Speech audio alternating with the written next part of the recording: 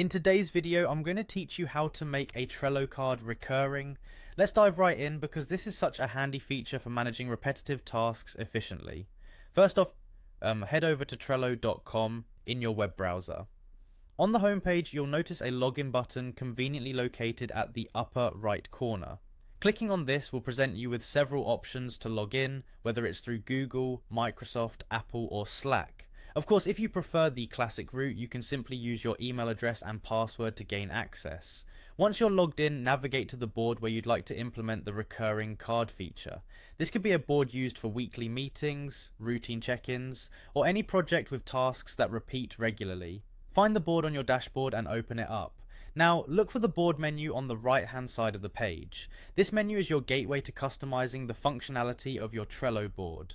In the menu, you'll find several options, and you'll want to pick Power-Ups. Power-Ups are essentially add-ons that extend Trello's functionality, and they are quite powerful tools for enhancing your productivity. Among the available Power-Ups, you'll need to locate the Card Repeater Power-Up.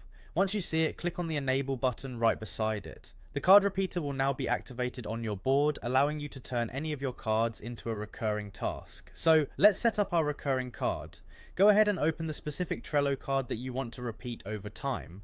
Within the card interface under the Power Up section, you'll now see a button labeled Repeat. Go ahead and click that. Now a repeat card pop-up will appear. Here you can configure the repetition settings to match your needs. This is where you'll decide how often the card should repeat, whether daily, weekly, monthly, or any custom schedule you have in mind. You can tailor it down to the exact days of the week or month to best fit your workflow.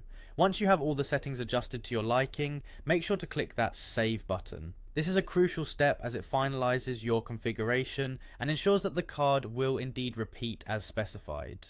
With everything set up, your Trello card will now automatically create copies of itself at the intervals you've designated. This automation is a game changer for staying organized and ensuring that you never miss those repetitive tasks. And there you have it, you've now learned how to make a Trello card recurring. Thanks for following along and happy organizing.